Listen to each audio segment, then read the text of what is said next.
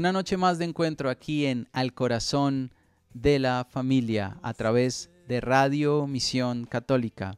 De verdad que nos sentimos muy felices, complacidos de saber que semana tras semana ustedes están allí. Contamos con su intercesión, con sus oraciones y lógicamente con su audiencia en este espacio de los jueves en la noche. Le enviamos un saludo a quienes nos ven a través de YouTube también y a quienes nos escuchan en las diferentes plataformas como podcast, Spotify, Deezer, en fin, todas las plataformas, aquella que sea de su preferencia. Hoy vamos a tener un programa muy bueno. Alístense porque el invitado de hoy es una persona que sabe mucho sobre el trabajo con los hispanos aquí en los Estados Unidos. Una persona que tiene un vasto recorrido, que ha escrito muchísimos libros sobre el tema y seguramente vamos a aprender mucho de él hoy aquí. Él es el doctor Josman Ospino, que se conectará con nosotros en unos segundos desde Boston.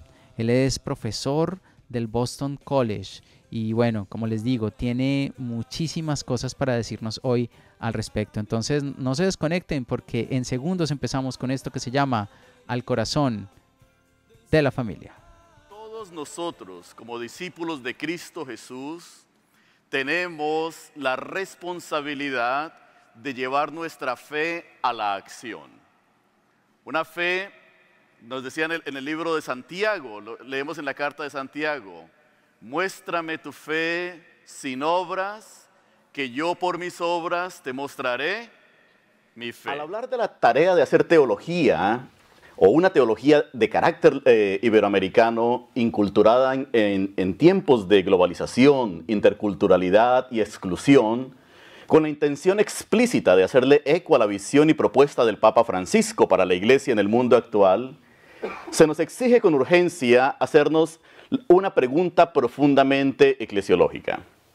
¿Quién exactamente es el pueblo de Dios a quienes nos estamos refiriendo? Muy bien, estamos de vuelta aquí en Al Corazón de la Familia y ya estamos conectados con Boston. Estamos en este momento con Josman Ospino. Josman, bienvenido al Corazón de la Familia. Muchísimas gracias, Andrés. Es un placer estar contigo en esta conversación y con la audiencia de este programa. Josman, de verdad que estamos muy contentos porque pues para nosotros es muy importante poder compartir contigo este espacio, ¿no? Sabemos de tu vasta experiencia en el trabajo con la comunidad hispana. Has hecho un trabajo maravilloso, no solamente, digamos, en lo práctico, sino también en lo teórico. Y nos interesa muchísimo tu opinión y el aporte que puedas darle a todas las personas que se conectan de Radio Misión Católica y a todos los que nos siguen en Facebook Live. Pero antes de hablar de todo ese contenido maravilloso y todo lo que nos puedas compartir acerca de la comunidad hispana aquí en los Estados Unidos, quisiéramos centrarnos un poco en tu experiencia de vida, en tu testimonio y que le cuentes a la gente quién eres tú. Absolutamente. Bueno, pues yo nací en Colombia. Ya en esto al menos tenemos algo en común, ¿no? Sí. Y nací en Colombia, vine a los Estados Unidos bien joven y vine a terminar mis estudios aquí en Estados Unidos, universitarios.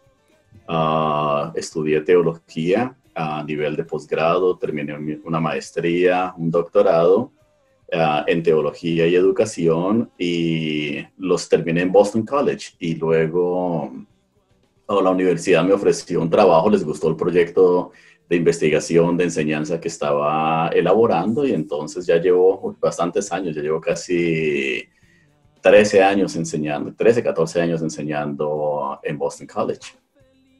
Qué bien. Esa experiencia de cambio, de transición, de venir de Colombia, de estar en Bogotá y de pronto llegar acá a los Estados Unidos, ¿cómo fue para ti? ¿Qué tal ese cambio? ¿Fue algo difícil o te adaptaste fácil? Pues, inmigrar es como volver a nacer, básicamente, ¿no? Y yo creo que lo más difícil siempre es adaptarse a una nueva realidad cuando uno sabe que ha dejado seres queridos, cultura, idioma, espacios. Y entonces cuando uno llega a una nueva cultura, pues la esperanza es que va a encontrar algo muy similar, ¿no? Pero hay dos cosas que yo diría. Una, depende de la edad en la que migres. Y dos, depende del contexto al cual migres, ¿no? Por ejemplo, una persona joven, una persona de 12, 13 años o un niño de 5, 6 años, pues Se adapta fácil. realmente no es que sea fácil, porque todo cambio siempre genera una crisis, pero es mucho más fácil adaptarse. La capacidad Sí. de adaptabilidad es mucho más amplia, más grande. Pueden aprender el idioma más rápido. Y además, mientras más jovencitos sean los niños, menos van a tener sentir el impacto. Pero ya cuando la gente comienza a llegar a los 18, 20, 30, 40 años, ya es muy distinto porque básicamente has vivido una vida entera. Entonces, ciertamente para mí yo llegué a los Estados Unidos a los 19, 20 años y, y fue una experiencia en gran parte, pues todavía tenía esa capacidad de adaptación en gran parte, ¿no? Aunque ya había vivido lo suficiente, entonces fue duro. Y la otra parte es el contexto, ¿no? Una cosa, por ejemplo, es llegar a salir de Colombia y quizás migrar a un país, migrar a México o migrar a Costa Rica o a Ecuador, a Venezuela, en donde las culturas son muy similares, la comida, el idioma, la manera como uno se expresa, las tradiciones. Y otra cosa es llegar a Estados Unidos, en donde uno, primero que habla un idioma distinto, Claro. y que no es fácil de aprender también. Ujú. Dos, en donde, por ejemplo, a nivel cultural, eres considerado minoría. Muchas veces hay asuntos de racismo, de discriminación, de prejuicio.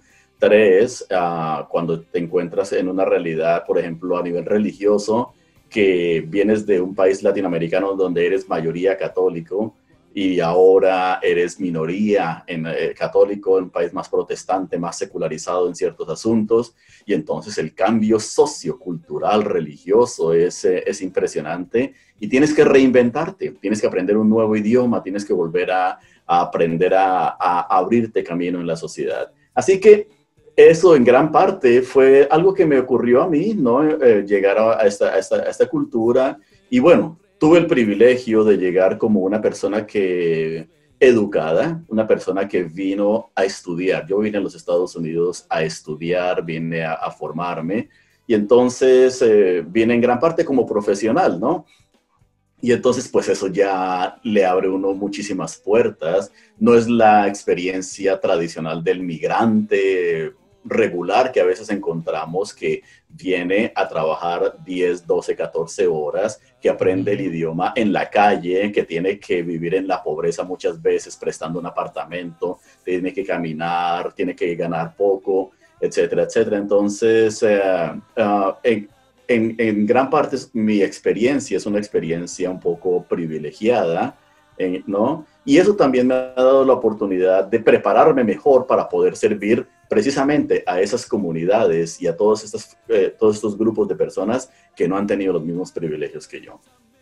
La gente se debe estar preguntando, bueno, pero ¿cómo llegaste? ¿Fue simplemente tú dijiste me quiero ir para los Estados Unidos y así de fácil? Porque o sea, así como lo estás contando suena como, no, pues, yo me vine y fue como sencillo, pero tuvo que haber alguien o alguna situación en particular que te dijo, bueno, está esta oportunidad. ¿Cómo fue eso?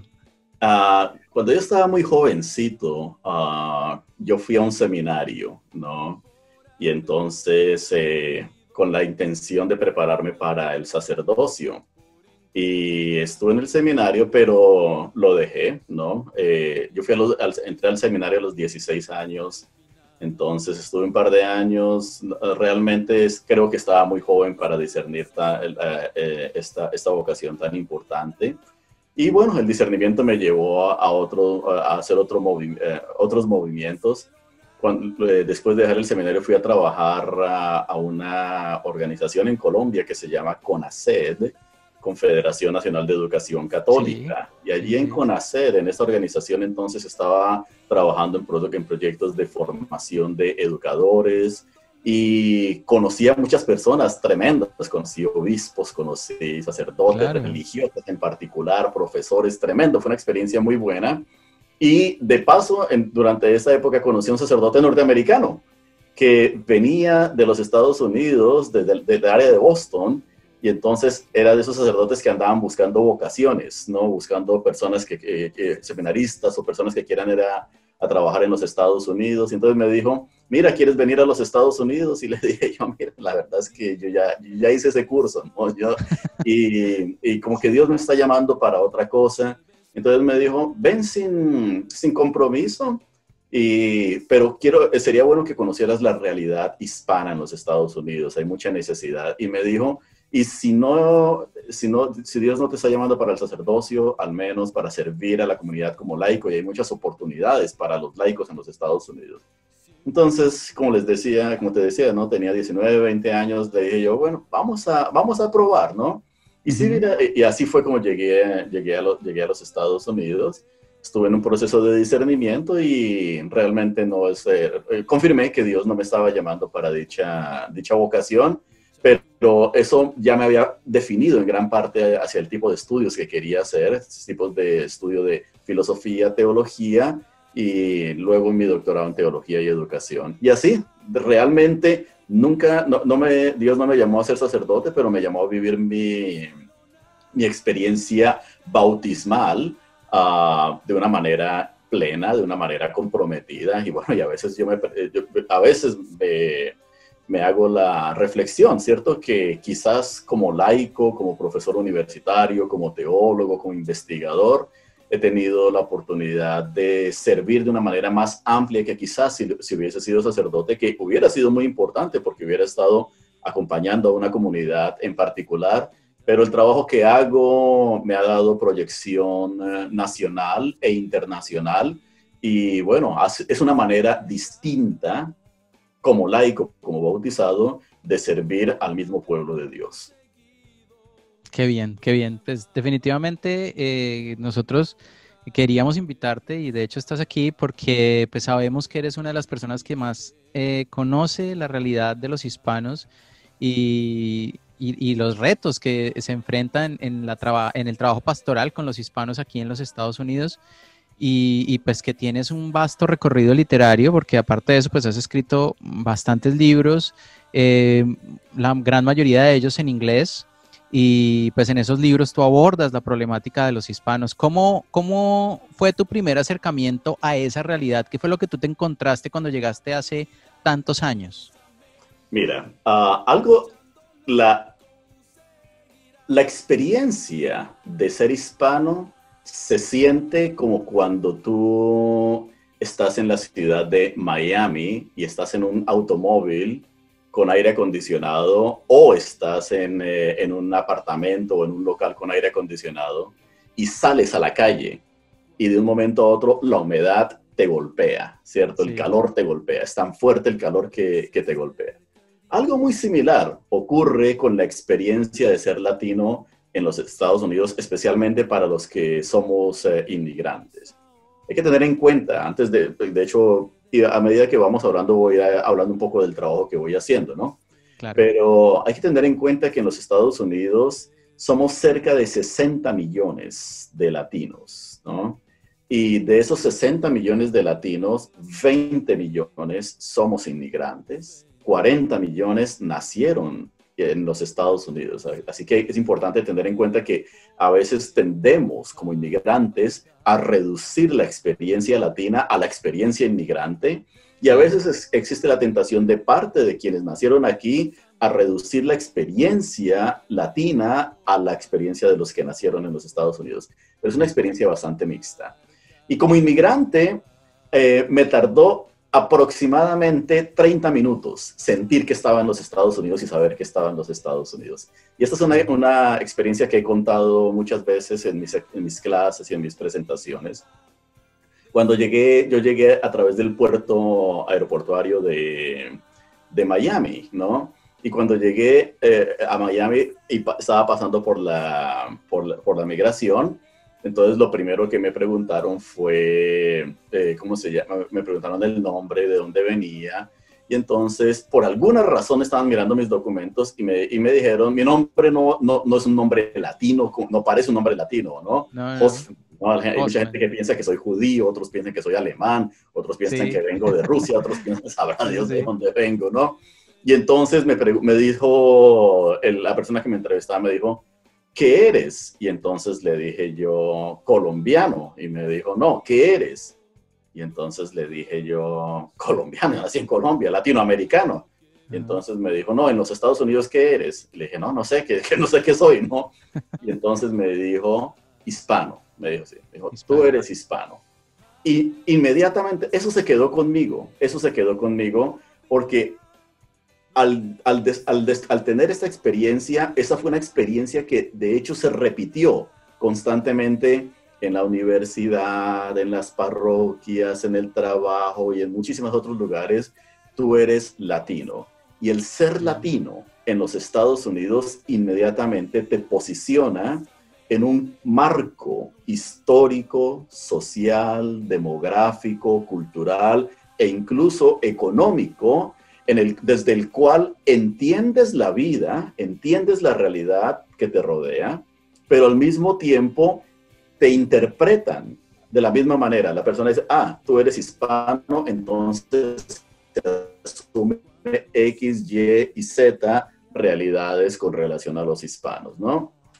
Y en la Iglesia Católica, bueno, poco a poco, la verdad es que no puedes luchar contra la corriente, ¿cierto? Yo al principio me sentía un poco incómodo porque me decían que era esto, pero yo decía, pero yo no soy mexicano, yo no soy costarricense, yo no soy dominicano, yo no soy todo esto. Y poco a poco, a medida que fui entendiendo qué significa ser latino, hispano en los Estados Unidos, entonces fui apreciando más la belleza y la riqueza de esta experiencia.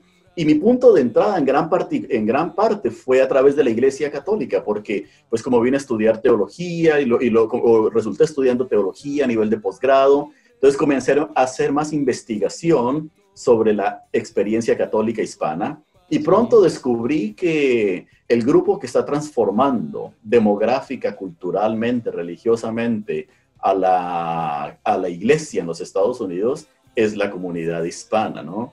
Actualmente, cerca del 45% de todos los católicos en los Estados Unidos somos latinos, nos identificamos como latinos. Si miramos a los católicos menores de 18 años, cerca del 60% son hispanos latinos. Así que entonces comencé a preguntarme, y ese fue el trabajo que hice en mi tesis doctoral, el trabajo que hice en mis investigaciones y que he venido haciendo a través de los años, es tratando de descubrir un poco más, de identificar las maneras como la comunidad hispana está redefiniendo el catolicismo estadounidense o el catolicismo en los Estados Unidos. Qué bien. Bueno, es impresionante cómo la experiencia del catolicismo ha crecido en los últimos años. Impresionante también pues la manera como la devoción que siente la comunidad hispana, porque podemos decir que la comunidad hispana es una comunidad devota, una comunidad que participa, una comunidad que se compromete, pues también empieza a inundar y a permear también esa experiencia del catolicismo aquí en los Estados Unidos. No quiero decir que aquí no pase eso, también aquí hay compromiso, también aquí hay entrega y hay un trabajo pastoral también importante, pero definitivamente somos hispanos y se nota en la manera como hacemos el trabajo y en la manera como solemos encontrarnos, ¿no? Pero a veces también, y hemos de decirlo, pues llegamos a nuestras parroquias y nos encontramos con muros, con prohibiciones, como que no podemos llegar a ser todo eso que somos nosotros en esencia como hispanos en nuestras iglesias, porque hay como un momentito, porque los espacios hay que respetarlos. No sé tú cómo ves eso, o si tal vez hay una impresión que nosotros tenemos, o si es una realidad que vive la comunidad hispana en la Iglesia Católica ahora. Bueno, en esta articulación de tu pregunta has dicho bastantes cosas que es importante como abrirlas un poquito más, ¿no? Porque yo creo que es clave lo que has dicho, ¿no? Voy a hacer 3 puntos. Uno, tienes razón, la comunidad hispana es una comunidad que trae vida a las comunidades de fe, trae una experiencia dinámica cuando nos encontramos en parroquias, en diócesis, en colegios, en organizaciones. No traemos esa ese latinoamericanismo o Sí. esa experiencia del Caribe, que es afro-latina también.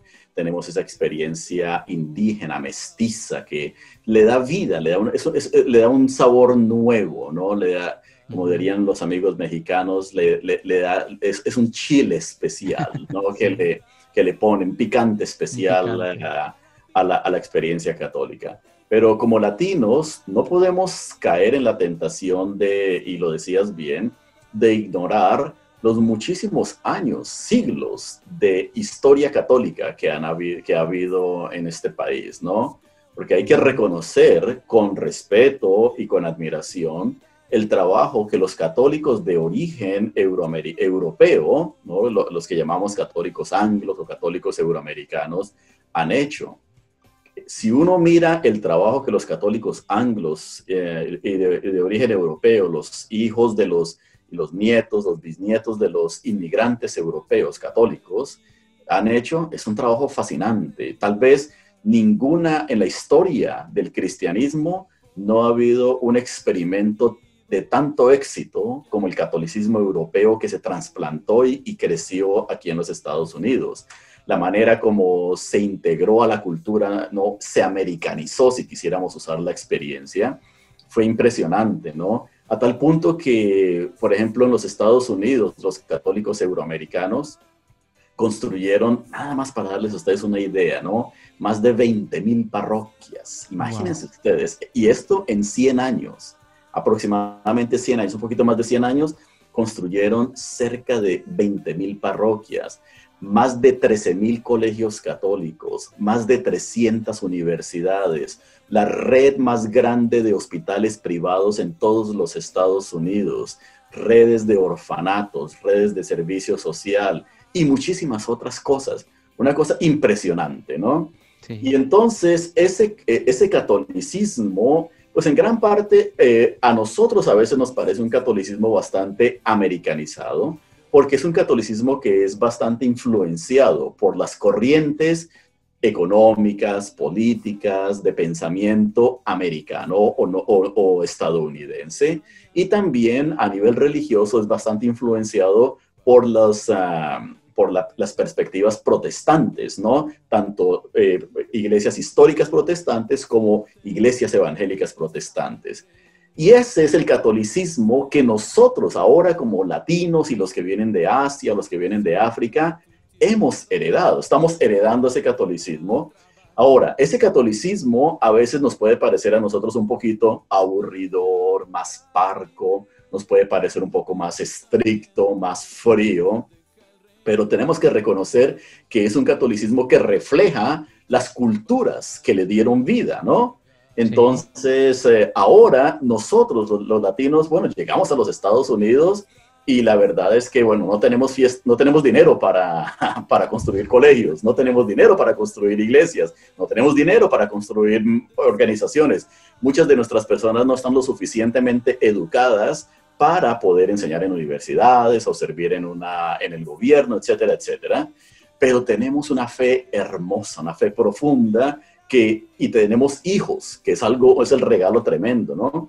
Y Sí. entonces le estamos dando una vida, estamos añadiéndole a esa experiencia estadounidense. Entonces yo creo que es importante y me alegra que hayas dicho eso. Segundo punto, que y disculpa si hablo mucho, me dejas saber, ¿no? No, Porque no, dale que está muy interesante y sé que la audiencia está tan contenta como yo porque es que es un análisis muy bueno que nos sirve mucho para quienes estamos haciendo un trabajo pastoral en nuestras parroquias. claro, claro. Y entonces el segundo punto en la pregunta que tú hacías es, bueno, ahora nosotros llegamos a las parroquias y le damos vida, ¿no? Y Ujú. la contribución que nosotros hacemos como latinos es una contribución en muchos niveles, ¿no? Una contribución en muchos niveles, pero tenemos que tener mucho cuidado porque a veces me preocupa cuando nosotros como latinos hablamos de la contribución del latino al catolicismo y lo convertimos todo en una fiesta. Llegamos los latinos, hacemos fiesta y tenemos las muchas devociones y todo esto es importante, pero algo que a veces se nos escapa es reconocer que los latinos lo que contribuimos también capacidad intelectual, contribuimos presencia, contribuimos movimientos apostólicos. Por ejemplo, la renovación carismática católica no sería lo que es hoy en día si no fuera por los católicos latinos, especialmente de origen latinoamericano, el cursillo de cristiandad, el movimiento neocatecumenal. Aún hoy en día los caballeros de Colón están siendo renovados gracias a la presencia hispana, y muchos otros movimientos. La Legión de María en los Estados Unidos tiene una nueva vida gracias a la comunidad hispana, ¿no? Así que es una renovación intelectual, una renovación de carácter espiritual, es una renovación a nivel personal. Y vuelvo nuevamente al tema de los hijos. ¿Por qué? La comunidad anglo o católica anglosajona es una comunidad que está envejeciendo rápido. El promedio de edad de los católicos anglos, 95 años, para que ustedes se den cuenta. El promedio de edad de la comunidad latina, 29 años. Así que somos bebecitos, somos jóvenes, Sí. estamos llenos de vida y estamos teniendo muchos hijos, ¿no? Tenemos una tasa, nuestras mujeres tienen una tasa de natalidad que es casi el doble de la tasa de natalidad de las mujeres de raza blanca. Entonces, nos encontramos ante una comunidad que constantemente se está renovando, que le da vida, y eso es una riqueza para el catolicismo en los Estados Unidos. Así que las contribuciones nuestras son más que las devociones, aunque las devociones son importantes, son más que nuestra presencia, simplemente de llegar a la misa, es una presencia que literalmente encarna una nueva realidad de ser católicos. Y por último, ahora sí al centro, al corazón de la pregunta que hacías, ¿hay resistencia? Por supuesto, claro que hay resistencia. Hay resistencia por muchísimas razones, ¿no? La resistencia se ve de muchas maneras en nuestra Iglesia Católica y, caramba, pudiéramos pasar un par de horas hablando precisamente de este tipo de prejuicios que a veces hay, que encontramos cuando llegamos a las parroquias, ¿no? La primera manera de entender este tipo de resistencia es: a nadie le gusta cambiar. A nadie le gusta el cambio. Nosotros como latinos, inmigrantes especialmente, llegamos desde países latinoamericanos, caribeños, a otros llegan desde España, y entonces llegamos a nuestras parroquias y lo primero que buscamos es una iglesias que ya tienen 100, 120, 150 años de historia, ¿no? Y entonces llegamos nosotros y literalmente hay un libro que se llama, ¿no?, ¿Quién me movió el queso?, ¿cierto? Entonces llegamos y comenzamos a moverle el queso a la gente, ¿cierto? Sí. Le cambiamos la decoración a las iglesias, pedimos que nos hagan las misas en español, pedimos la quinceañera, pedimos las devociones, que es lo más normal del mundo porque es parte del acompañamiento espiritual, pero el mundo anglo ya es un mundo que lleva 50, 100, 150 años, es aquilosado, estabilizado, ya están allí y comenzamos a mover las cosas. Entonces, muchas veces estas personas se sienten amenazadas, ¿cierto? Se sienten como que nos van a cambiar el catolicismo y ahora qué, yo no hablo español, yo no los entiendo, y entonces viene el temor del extraño, el temor del extranjero, el temor a que nos van a cambiar las cosas, a que no podamos entender. Y esto es parte del trabajo pastoral que los líderes necesitamos hacer en las comunidades. Por un lado, ayudarle a los que ya están establecidos a que se abran a la novedad y a la riqueza del que llega, pero al mismo tiempo necesitamos educar al que llega para respetar y apreciar aquello que ya existe. Y entonces, limando esas asperezas, vamos a construir una mejor comunidad. Otro aspecto que tiene que ver con esa tensión que a veces encontramos en las parroquias es el aspecto socioeconómico. La gran mayoría de católicos euroamericanos son altamente educados profesionales, ¿no? 55% de los católicos euroamericanos adultos tienen un título universitario. 55%. Muchos de ellos son gente rica, muchos de ellos son influyentes, son profesionales, son maestros, son líderes por aquí, por allá. Y la comunidad hispana también tenemos líderes educados. Yo soy uno, me considero uno de ellos, y hay muchísimas personas como yo, ¿no? Cerca de la tercera, ¿cómo se llama? De la tercera parte de los latinos, en este momento tenemos un tipo de educación que nos está ayudando a movernos, Sí. pero resulta que solamente el 16% de los católicos, de los latinos adultos en los Estados Unidos tiene un título universitario. So, comparemos, 16%, Entonces, 55%. Entonces, tenemos una gran diferencia en la manera como entendemos la vida, los claro. círculos de personas con los que nos movemos. Entonces, mientras que tenemos personas anglo que son el gobernador o que son el maestro, que son, no todos, porque también hay personas anglo-católicas que trabajan en la construcción, que trabajan en la limpieza, o sea, no es todo, pero en general es un grupo bastante establecido. Y Sí. por lo general, la comunidad latina inmigrante es la comunidad trabajadora, ¿no? Los que trabajamos en las fábricas, los que trabajamos en los restaurantes, los que trabajamos en la limpieza, los que trabajamos en los hospitales, cuidando a los niños. Y entonces, no, tenemos algunos negocios por aquí, por allá, pero no se equipara como grupo a la experiencia del anglo. Y entonces hay tensión. Y es una tensión de clase, es una tensión a nivel de clase que muchas veces no entendemos.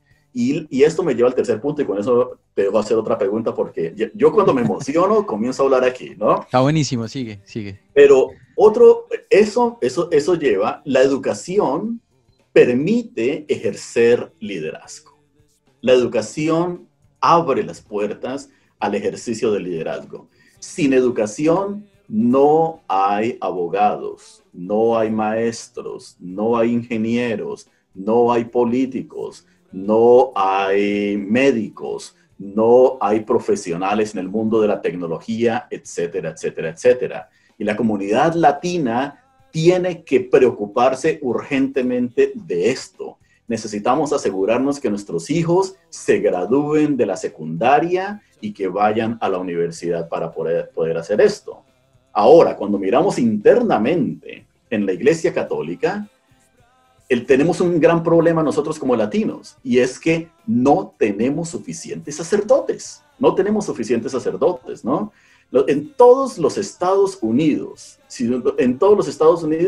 el número de sacerdotes católicos es aproximadamente, latinos, es aproximadamente 3,000, un poquito más de 3,000.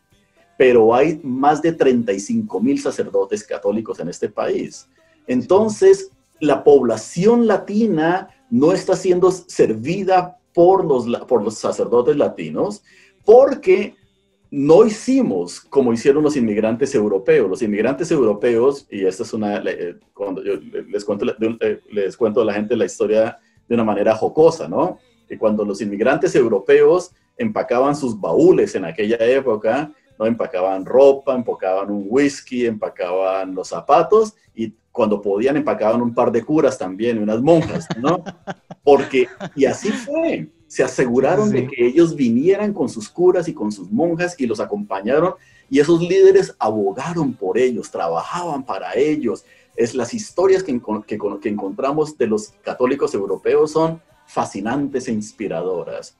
Los latinos llegamos solos. Llegamos aquí y llegamos a tratar de buscar. La gran mayoría de sacerdotes que hablan español en los Estados Unidos y que trabajan con la comunidad hispana en el ministerio hispano son anglos. Y esto es algo que la gente a veces no se da cuenta. Y tenemos que estar muy agradecidos con estos sacerdotes que fueron a América Latina, aprendieron el español, se preocuparon por nosotros, la gran mayoría. Pero cada vez son más los latinos que tenemos, pero aún así la gran mayoría de estos sacerdotes latinos son inmigrantes. 85%, de hecho un poquito más del 85% de los sacerdotes latinos en este país son inmigrantes como nosotros y padecen de las mismas dolencias que la comunidad inmigrante: discriminación, tienen que aprender el idioma, tienen que abrirse espacios, a veces nunca los hacen párrocos, etcétera, etcétera. Sí. Y entonces nos encontramos con esa dinámica que, por un lado, ¿no? Nosotros estamos encontrándonos ante una iglesia ya establecida. Por otro lado, nuestra situación socioeconómica no es la mejor para poder ponernos de tú a tú con el resto de la comunidad, porque no nos mintamos. El que pone el dinero pone las condiciones. Y eso es lo que pasa en Sí. muchas parroquias, ¿no? Sí, A eso veces la sí. gente, son los que, los anglos son los que pagan los servicios, los anglos son los que construyen los edificios, son los que pagan la gasolina del carro del curita de la parroquia. Y Sí. entonces, si nosotros no contribuimos económicamente, no vamos a tener mucha voz y lamentablemente muchos de nosotros no podemos contribuir económicamente porque, bueno, tenemos que sostener familias en América Latina, tenemos que sostener familias aquí, tenemos 2 o 3 trabajos que no nos pagan bien. Y tercero, la educación. Sin educación no hay liderazgo. Así que es una realidad compleja, pero si se dan cuenta ustedes, es una mezcla de bendiciones y desafíos. Una mezcla de bendiciones y desafíos. Bueno, eso fue una sola pregunta que hiciste. No, súper bien. Y mira que estabas hablando y yo, pues lógicamente, estaba teniendo un montón de imágenes en mi cabeza de lo que hemos vivido nosotros aquí en el trabajo pastoral, porque nos han sucedido cosas como, por ejemplo, tener un grupo diverso, en donde tenemos personas, incluso hemos llegado a tener a personas analfabetas en un retiro, con personas con un nivel de formación profesional. Entonces, toparse con estas realidades, bueno, ¿y cómo manejar el discurso? ¿Qué tipo de materiales puedo yo trabajar? Porque tengo que hacer algo que le llegue a unos y le llegue también a los otros. Entonces, debo manejar un nivel en mi discurso y aparte de eso, debo también tener en cuenta que hay personas que de pronto no van a poder entender algunos conceptos y tengo que pues adaptarme a esa realidad que estoy viviendo ahora. Otra cosa, la barrera del idioma también, ¿no? Y es que cuando trabajamos con jóvenes, entonces hay lugares en donde de pronto hay sacerdotes que dicen, no veo la necesidad de que haya un grupo juvenil hispano y un grupo juvenil de jóvenes nativos americanos, cuando podemos fusionarlos si todos hablan la misma lengua. Entonces hay personas que dicen, hey, un momento, pero ¿cómo así? Si nosotros queremos preservar nuestra tradición y queremos que nuestros jóvenes no olviden que son hispanos, así sepan inglés, y es una realidad que nosotros nos encontramos acá. Eh, ¿Tú cómo ves eso? Esa barrera, por ejemplo, hablando nuevamente y retomando el tema desde estos dos aspectos. Primero, la formación. ¿Qué podemos hacer? Yo no sé si tú hayas encontrado experiencias exitosas en donde de pronto en una parroquia dijeron necesitamos formar a nuestros fieles, necesitamos darles un nivel de educación mayor o crear planes de formación que se adapten a esta realidad. Y aparte de eso también lugares en donde la barrera del idioma se rompa y haya una integración del trabajo entre hispanos y americanos en donde no se note la diferencia. Bueno, a ver, Es vamos una con pregunta esta. compleja. Sí, no, no, como todos, como todos. Sí, Mira, uno de los grandes desafíos que se encuentran en el ministerio hispano y bueno, también en todo lo que es la pastoral católica es la complejidad de diferencias, ¿no? que hay en los distintos grupos. Tienes sí, razón. Cuando uno va a una misa, uno en una misa latina, fácilmente uno se encuentra con el médico, con el abogado, con el maestro de escuela, con el trabajador social, al lado de la persona que terminó solamente tercero de primaria o la persona que nunca aprendió a leer y a escribir, al lado de la persona que limpia la casa, al lado de la persona que corta el pasto y cuida los prados, al lado de la persona que trabaja en la fábrica y todos nos encontramos en la misma misa, somos parte de la misma comunidad. ujú, Que de hecho eso es la belleza de la Eucaristía, sí, ¿no? La Eucaristía en gran parte no tiene un papel, tiene una función egalitaria, ¿no? No importa quién está aquí, quién está aquí, quién está aquí, quién está acá, para nada, ante los ojos de Dios, ante los ojos de Cristo, todos venimos a celebrar el mismo misterio y no hay ningún problema.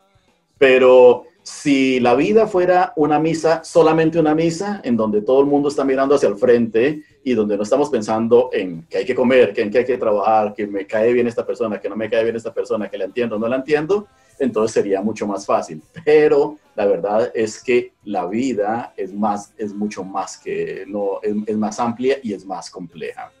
sí, Y a nivel de programas de formación, bueno, pues La liturgia, yo creo que a veces muchas parroquias tratan de hacer mucho, tratan de hacer poco con muchas cosas, ¿no? Con muchas cosas. Y entonces hacen muchísimos programas y muchas cosas tratando de unir a la gente, pero a veces pierden de vista lo esencial. Yo por lo general recomiendo, y de hecho ni siquiera yo lo he inventado, es parte simplemente mirando la historia de la iglesia, como han hecho otros misioneros. Los misioneros han hecho el trabajo de unir comunidades que son bien diversas, complejas, y lo hacen a través de tres cosas bien sencillas, bien sencillas. Uno, creando espacios para orar juntos. Eso es fundamental. Hay que buscar espacios para orar juntos, ya sea misas bilingües o trilingües, ya sea momentos de oración en donde nos sentamos a escuchar la palabra de Dios y rezamos cada uno en nuestro idioma, adoración al Santísimo, momentos de jornadas eucarísticas o celebraciones marianas, momentos en donde podamos orar juntos. Dos, momentos en donde podamos celebrar juntos, el sentido de fiesta, todos donde podemos celebrar juntos, por ejemplo, en mi parroquia, ¿no? Mi esposa y yo vamos a una parroquia, con mi familia, con mis hijos, vamos a una parroquia que es trilingüe, inglés, español y vietnamita, ¿no? Y hay personas que hablan vietnamita pero no hablan inglés, hay personas que hablan ni español, otros que hablan español pero no hablan inglés ni vietnamita, otros que hablan inglés y no hablan los otros dos. Bueno, eso es un desastre, ¿no? Sí. Pero es un desastre bonito porque cuando somos parte de la misma comunidad y entonces lo que hacemos cada año es tratar de buscar espacios en donde podamos hacer una gran fiesta, ¿no? Y hacemos fiesta juntos, las fiestas patronales, hacemos un picnic parroquial, celebramos juntos a veces en el Adviento de preparación para la Navidad, celebramos fiestas marianas en donde todo el mundo viene y mientras que los anglos cocinan hamburguesas, los latinos traen pastelitos o tamales y los vietnamitas traen spring rolls, que le llaman, ¿no? Uh-huh. Y así, entonces eso es lo que tratamos de lograr juntos y eso crea comunidad. Y tercero, servir juntos. La comunidad comienza a identificar las necesidades, ¿no? ¿Qué es lo que necesitamos? En la ciudad donde vamos nosotros a nuestra parroquia, es una de las ciudades más pobres de Nueva Inglaterra y uno de los grandes problemas que descubrimos en la ciudad es hambre. Hay mucha hambre, ¿no? Un niño, 2/3 partes de los niños en la ciudad donde vamos nosotros, 2/3 partes se van a dormir con una comida solamente diaria, una sola comida diaria. A veces uno dice, en los Estados Unidos, ¿cómo es posible? Es impensable. Sí, en los Estados Unidos hay mucha pobreza, y hay mucha miseria, y hay mucha discriminación, y hay mucha falta para poder cubrirla. Hay muchas necesidades básicas que no se cubren completamente. Y entonces, ¿qué es lo que hace nuestra comunidad? Se reunieron, sin importar si eres vietnamita, anglo, hispano, inmigrante, documentado, indocumentado, todos nos reunimos y creamos un comedor público, construimos un comedor público que le da de comer a la gente, a familias, a niños, a jóvenes, adultos, viejitos, lo que tú quieras. Todo el mundo va a comer gratis, ¿no? Y los tratamos decentemente. Ahora, tú dirás, ¿qué tiene que ver eso con formación? Muchísimo, muchísimo. Porque tenemos que bajarnos del caballito, y esa es una expresión muy colombiana, muy sudamericana. Sí. Tenemos que bajarnos del caballito cuando pensamos que vamos a construir comunidades intelectualmente o con conceptos o leyendo libros y ahí vamos a buscar teorías, las macro teorías que nos van a llevar a construir comunidad. Así no se construyen las comunidades de fe. Las comunidades de fe se construyen rezando juntos, unidos al Señor, unidos en el Espíritu Santo, dándole gloria a Dios como comunidad, orando juntos, compartiendo juntos, comiendo juntos, bailando juntos y sirviendo juntos las necesidades de la comunidad.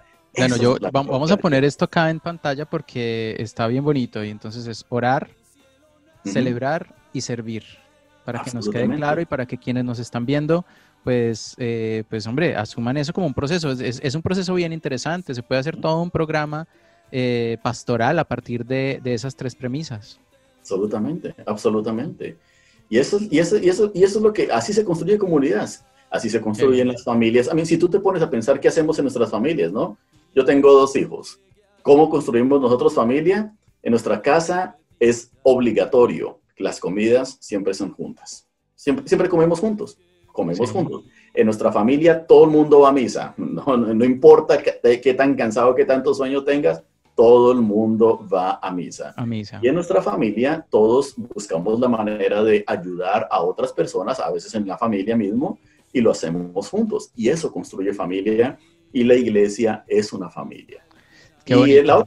la otra parte que yo quería resaltar un poco de lo que tú estabas diciendo es lo de los jóvenes, ¿no? Sí, Definitivamente, definitivamente, ¿no? La gran mayoría de jóvenes latinos nacieron en los Estados Unidos.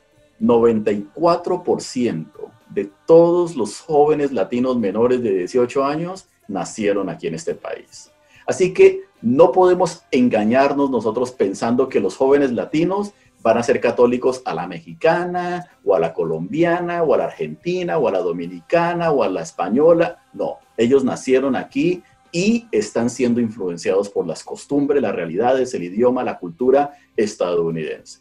Por supuesto, también aprenden de nosotros como comunidad inmigrante, pero lo que nosotros tenemos que estar buscando en el apostolado, en la pastoral hispana con los jóvenes, porque ellos son los que van a realmente construir las comunidades del futuro, y las del presente, ya la están haciendo. ujú, Lo que tenemos que comenzar a buscar es espacios, crear espacios para que el joven latino pueda expresarse desde su experiencia y pueda promover o pueda formular, es la mejor palabra, pueda formular sus interrogantes, pueda formular qué es lo que le adolece, qué le da esperanza, qué le da alegría, qué le causa tristeza, ¿no?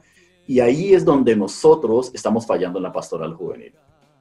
Yo sé que esto lo estás grabando y que esto va a quedar en YouTube y alguna cosa, pero la verdad es que basado en mi estudio, en los estudios que yo he hecho de pastoral hispana, el trabajo que nosotros estamos haciendo como Iglesia Católica con los Estados Unidos es patético. Muy malito, muy malito, muy malo. ujú. No estamos llegando a los jóvenes, no estamos trabajando con ellos. Los jóvenes se nos están yendo. 25% de la población latina en los Estados Unidos fueron católicos en algún momento y hoy en día ya no lo son. La gran Wow. mayoría dejó el catolicismo antes de los 24 años. No están conectando. Se les pregunta, se han hecho estudios preguntándoles, entrevistas, ¿por qué dejaste de ser católico? La respuesta número 1 fue, nadie me puso atención. ¿Nadie me puso atención? Me voy. Si no le importo a la iglesia, ¿por qué me voy a quedar en este tipo de comunidad? Y ahora a los padrecitos, a los curitas, a las monjas, a los laicos, a los catequistas que andan obsesionados con que si haces el grupo en español va a dividir la comunidad, que si haces el grupo en inglés va a dividir la comunidad. Padre, hermana, catequista, no pierdas el tiempo, por Dios.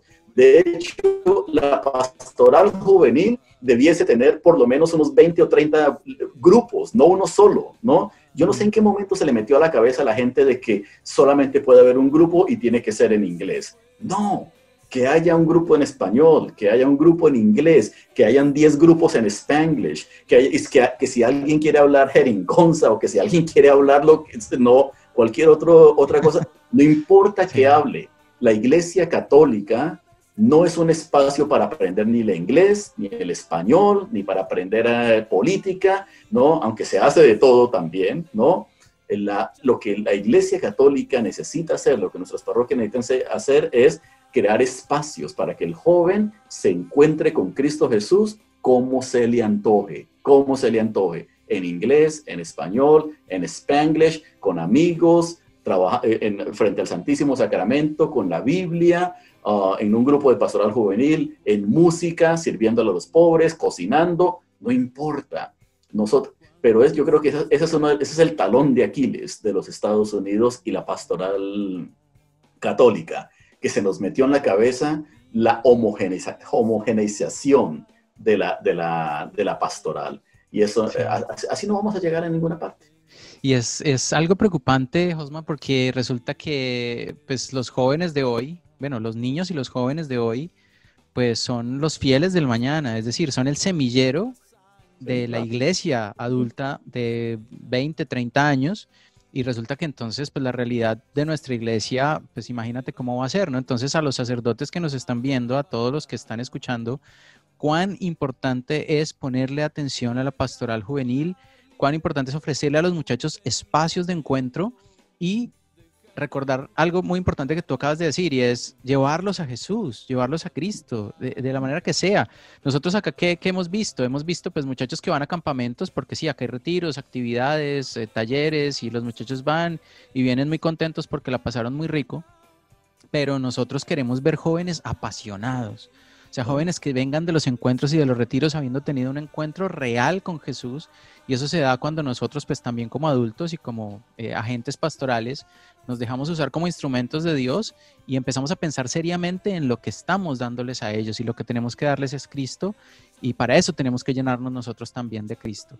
Es un Y llamado a atención y me parece importantísimo que lo traigas ahora porque definitivamente pues es un trabajo en el que tenemos que nosotros pensar mucho y pues luchar y unirnos para que nuestra iglesia se solidifique mucho más para los años venideros. ¿Qué claro, retos vienen entonces, Josman, para la comunidad hispana? ¿Cuáles son los retos? Ya el tiempo va volando y ya como última pregunta, ¿cuáles son los retos de los hispanos católicos aquí en los Estados Unidos? Ya nos has dicho algunos, pero de pronto hay algo que no nos has mencionado. vamos a básicamente a ponerlo como a manera de resumen, yo creo, ¿no?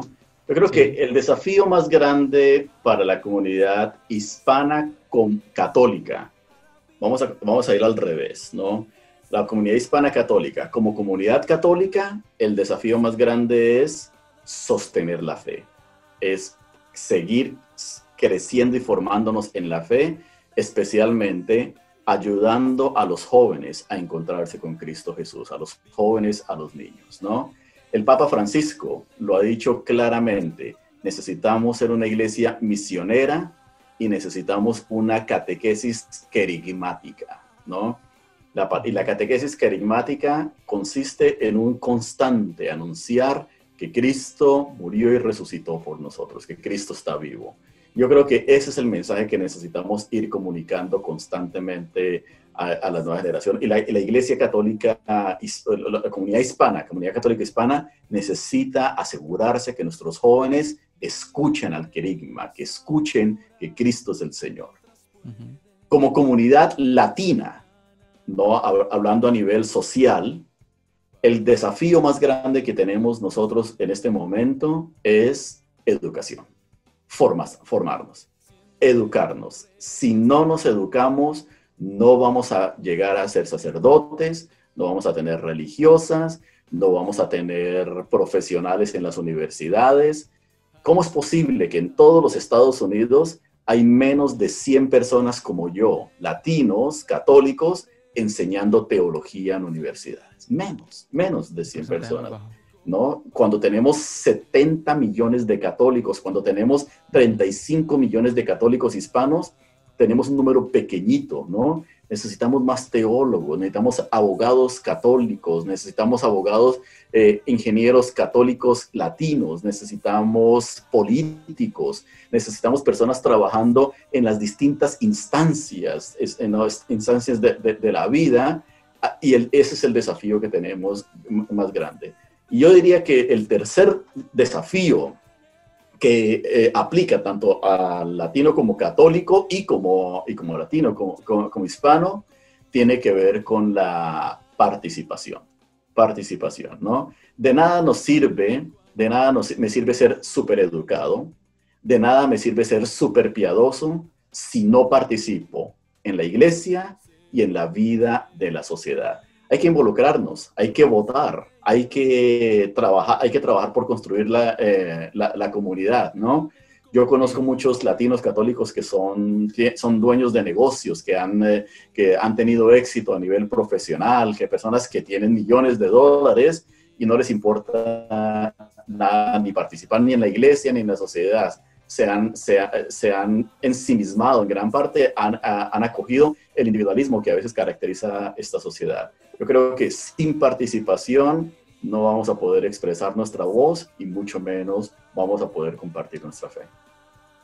Bien, pues qué buen resumen y pues de verdad que yo quedo como si esto hubiera sido la introducción pues a un curso de hispanidad aquí en los Estados Unidos y que pudiéramos pues avanzar mucho más en este tema. De verdad que gracias, doctor Josman Ospino, por habernos acompañado en este espacio de Al Corazón de la Familia y pues esperamos que ojalá en algún momento podamos seguir conversando acerca de estos temas, de pronto un poco más puntualizado, de manera muy particular, un tema específico y que podamos seguir avanzando y creciendo mucho más en el conocimiento de la realidad de los hispanos aquí en los Estados Unidos. Absolutamente, Andrés. Gracias por la oportunidad y ojalá que se repita en el futuro. Gracias a todos por escuchar también. Claro que sí. ¿En qué redes podemos seguirte? ¿En dónde podemos conseguir tus libros? Porque la gente, yo sé que me van a empezar a preguntar, entonces es importantísimo que nos compartas en dónde podemos conseguir lo mejor es visitar la página electrónica de Boston College. Si ponen sí. Boston College y no Boston University, porque Boston University es la universidad metodista en Boston, ¿no? Sí. Pero Boston College, que es la universidad jesuita donde yo enseño, y ponen mi nombre, y ustedes si lo ponen en Google, ahí inmediatamente les va a aparecer Boston College, ahí les lleva a mi página, ahí les da las instrucciones sobre cómo comunicarse conmigo, las publicaciones que yo tengo. También tengo una página en Facebook, ¿no? Y de hecho estoy construyendo una página electrónica que todavía no la tengo, pero más adelante la voy a tener donde hay otros recursos. Pero al menos la página de la universidad, Boston College, Josman Ospino, y luego en Facebook, ¿no? Que lo reviso de vez en cuando. Bueno, aquí entonces vamos a poner, pues ya estamos poniendo la información y entonces ya saben ustedes cómo pueden acceder a todos estos, pues a las redes de Josman, a la página de Boston College y allí pues van a encontrar mucha información al respecto. Josman, muchas gracias nuevamente y esperamos tenerte acá entonces en otra oportunidad. Claro que sí, gracias. Y nosotros continuamos con mucho más aquí en Al Corazón de la Familia en vivo.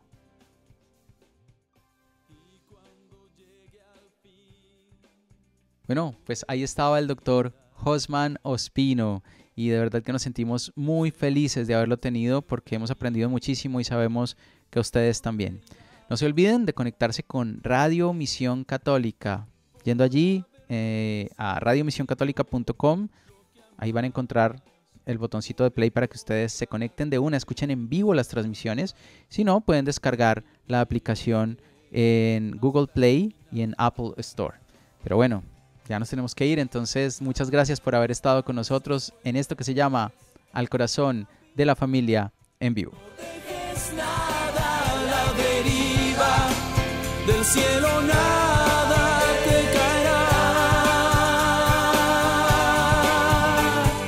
Trata de ser feliz con lo que tienes. Vive la vida intensamente, luchando